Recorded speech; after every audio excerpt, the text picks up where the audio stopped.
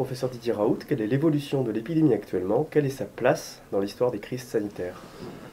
Alors, l'évolution de l'épidémie, comme vous la verrez, pour nous, l'épidémie est en train de disparaître progressivement. Et donc, on avait au maximum, au pic, on a eu jusqu'à 368 cas nouveaux par jour.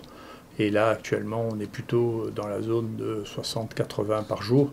Donc, il y a une diminution très significative du nombre de cas détectés, et encore plus significative chez les gens qui viennent se faire détecter alors qu'ils sont asymptomatiques. Donc, il est possible, c'est une des possibilités que j'avais évoquées parmi d'autres, hein, que l'épidémie disparaisse au printemps et que d'ici quelques semaines, il n'y ait plus de cas pour des raisons qui sont extrêmement étranges, mais qui sont des choses qu'on a l'habitude de voir pour la plupart des maladies virales respiratoires. Donc c'est assez banal.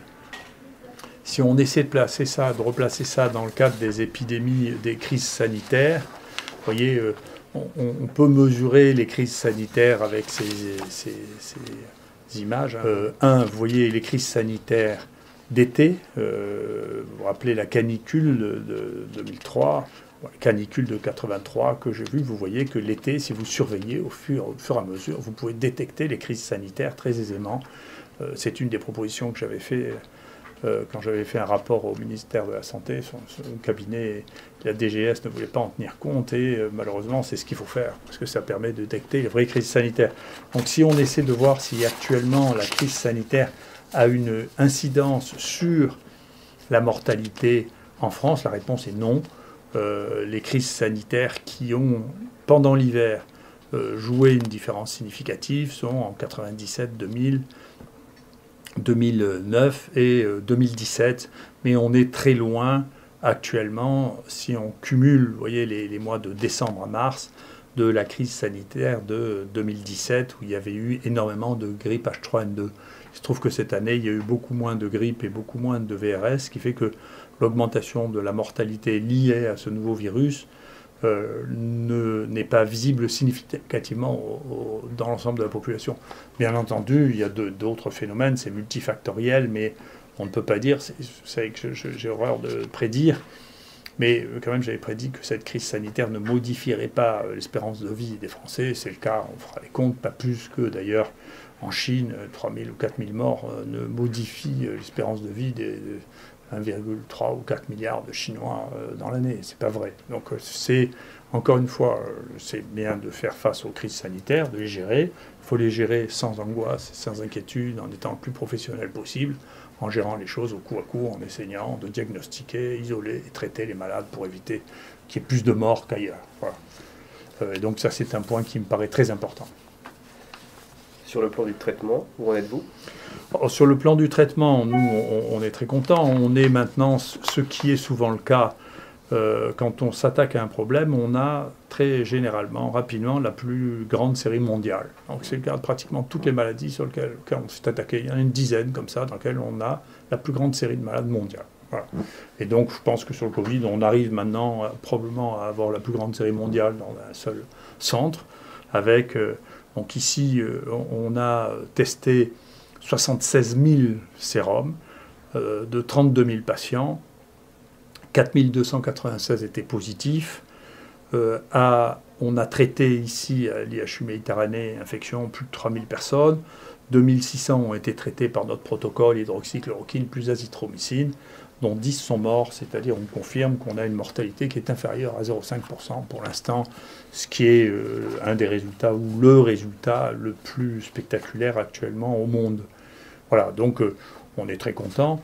Les thérapeutiques, d'ailleurs cette thérapeutique, qu'elle soit ou qu'elle soit pas, elle est tellement spectaculaire, en réalité, les gens ont tellement de facilité à voir que ça fonctionne, qu'elle se répand. Et il y a des analyses qui sont faites en particulier par un institut de sondage des médecins qui s'appelle CERMO, qui montre que dans le monde entier, chez les médecins qui ont en charge ça, le premier traitement de tous actuellement, c'est l'azithromycine dans 50% des cas, et l'hydroxychloroquine ou la chloroquine dans 44% des cas.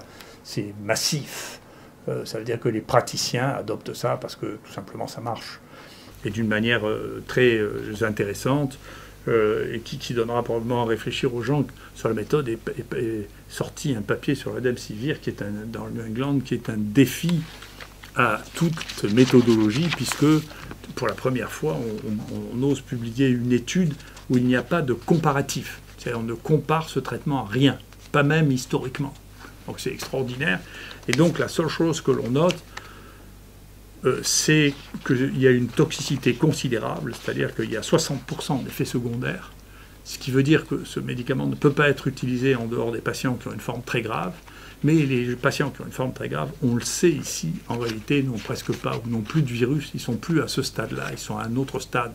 Ce qui veut dire que si ce médicament ne peut pas être donné à d'autres patients que les patients qui ont une forme très grave, et que dans les formes très graves, il ne sert à rien, le débat va petit à petit se réduire, puisque l'autre médicament qui était proposé aussi dans le bras Discovery, Cefidovir, a montré qu'il était totalement inefficace dans la même indication, ce qui veut dire quand même le paysage va s'éclairer sur les molécules qu'on peut vraiment utiliser et quand est-ce qu'on peut les utiliser. Donc quand les formes sont à ce stade de réanimation, en réalité, les antiviraux auront une activité relativement modeste parce qu'il y a très peu de virus. C'est notre expérience. On a même eu des patients qui étaient morts et qui n'avaient plus aucun virus.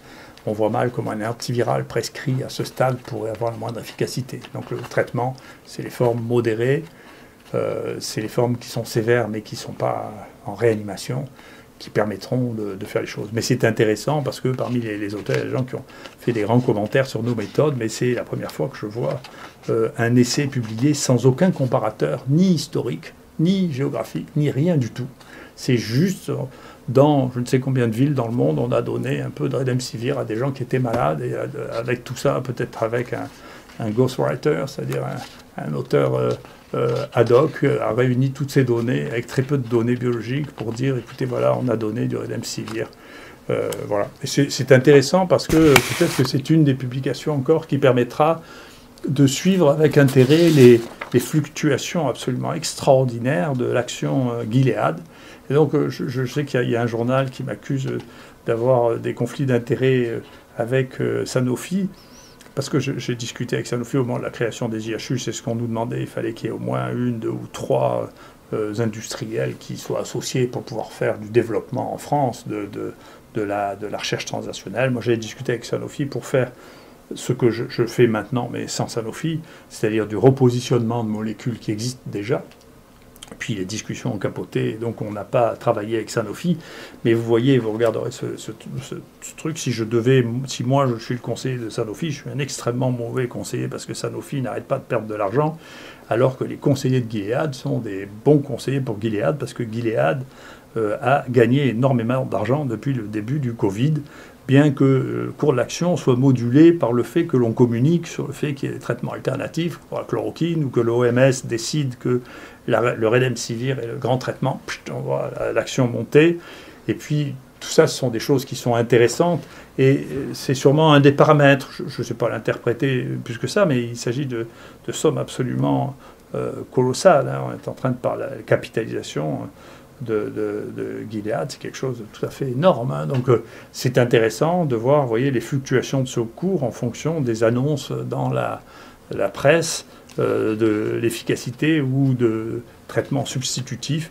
Et donc, vous voyez que si j'étais encore un conseiller caché de Sanofi, je leur conseille de me foutre dehors parce que, franchement, ils perdent d'argent, ils ont perdu 20% de la valeur de leur action depuis le début de cette action. Donc, ce que je savais, je ne suis pas un très bon conseiller financier. Je pense que les conseillers financiers, en dépit de l'absence totale d'évidence d'efficacité de Remdesivir, sont bien meilleurs que les miens, puisque ça a pris une proportion tout à fait considérable de financement. Voilà. Avez-vous de nouvelles données concernant la toxicité de traitements à base d'hydroxychloroquine et d'azithromycine ? On a vu, là maintenant, nous avons sur les... Alors, on fait ça, bien entendu, avec nos amis cardiologues. Il y a quelques personnes dont ils nous ont dit, écoutez, ceux-là, on préférait que vous ne les traitiez pas. On ne les traite pas. Ça ne représente pas grand monde, mais ce n'est pas la peine de prendre des risques qui sont inutiles. Et deuxièmement, sur les 2600 que nous avons inclus, nous n'avons eu aucun problème, ça commence à faire beaucoup quand même, 2600. Donc je pense que, vous savez, tous ces débats au début, quand on commence, moi je continue à penser que le premier travail qu'on faisait méthodologiquement, rien à voir avec celui de New England, hein. Il y avait un groupe extérieur géographique qui était Nice, il y avait la comparaison, il y avait un point de comparaison qui était le portage viral, alors que dans le papier de New England, il n'y a aucun point de comparaison. Bon, on ne regarde pas la guérison, on ne regarde pas ni clinique ni viral. Et puis il y avait une comparaison interne entre hydroxychloroquine et hydroxychloroquine plus azithromycine. Moi, ce qui me frappe dans la situation actuelle, c'est que la mortalité actuelle dans les pays les plus riches est beaucoup plus importante que soit dans l'Est du monde, la Chine, la Corée, les pays de l'Est qui sont riches aussi, mais qui ont une mortalité plus basse, soit dans les pays les plus pauvres. Et donc on finit par se demander si avoir une industrie avec des médicaments extrêmement nouveaux est devenu un avantage ou un inconvénient dans ces conditions. C'est-à-dire que les gens en Afrique, ils n'ont pas beaucoup de choix, donc pour eux, ça ne leur pose pas beaucoup de problème de prendre du Plaquenil et de l'azithromycine, ça ne coûte rien. Tandis qu'en France, il y a une lutte extrêmement brutale contre l'utilisation de médicaments simples et non coûteux, dont je ne sais pas si cela a des conséquences sur la mortalité en France, mais c'est une bonne question. Et en tout cas, nous, quand on voit la différence de mortalité à Marseille comparée à des autres sites en France avec une population et un état de l'épidémie comparable, on peut franchement se poser la question de savoir si c'est mieux de prendre des vieux médicaments qui marchent ou des nouveaux médicaments dont on n'est pas sûr qu'ils marchent et dont on sait qu'ils ont des complications et des effets secondaires très importants. Merci.